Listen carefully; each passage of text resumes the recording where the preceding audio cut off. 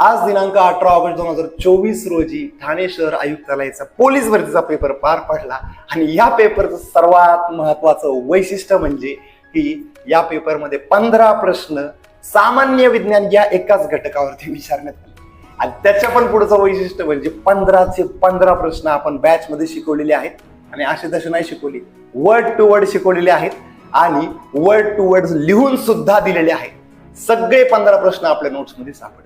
बरं, आता बाहेरचे विद्यार्थी मला ऐकणारे असतील, त्यांना वाटेल काहीतरी फेकायचं, तर त्यांच्यासाठी आपण एक सविस्तर स्पष्टीकरण व्हिडिओ सुद्धा बनवणार आहे, जिथं तुम्हाला वरती प्रश्न दिसेल आणि खाली आपल्या नोट्स दिसतील. ते तुम्ही आपल्या युट्यूबच्या चॅनलवरती हे सविस्तर स्पष्टीकरण व्हिडिओ तुम्ही पाहू शकता.